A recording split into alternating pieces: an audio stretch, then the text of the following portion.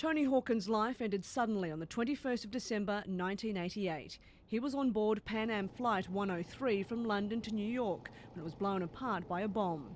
It's been a long and painful journey for his widow, Helen Engelhardt, although she's managed to hold on to Tony's memory through an audiobook she's published, which includes recordings of his voice.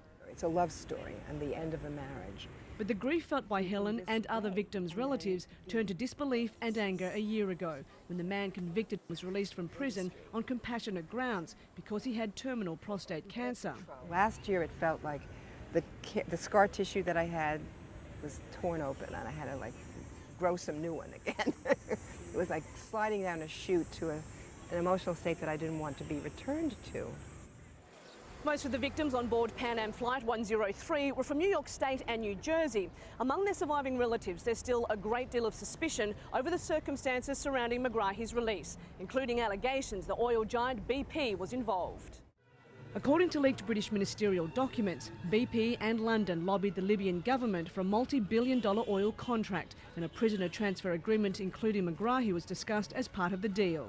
Once I learned about the oil connection, then it was a feeling of betrayal. The Scots were people we thought we could trust implicitly, that they would never do this to us.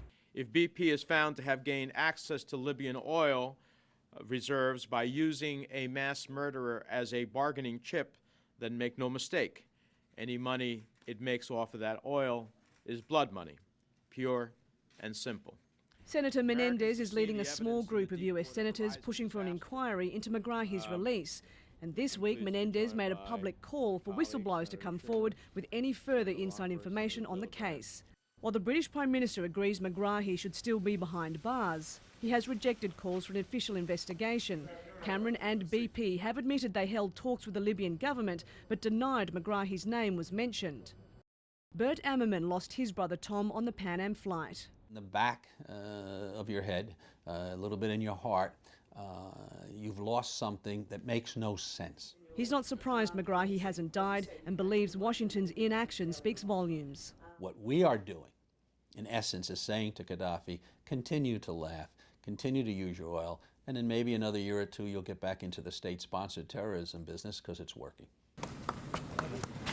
Not all the family members or everyone in the US is convinced of Megrahi's guilt. Some believe he was used as a scapegoat. But as long as Megrahi is still alive, the unanswered questions and demands for justice in this country look sure to continue.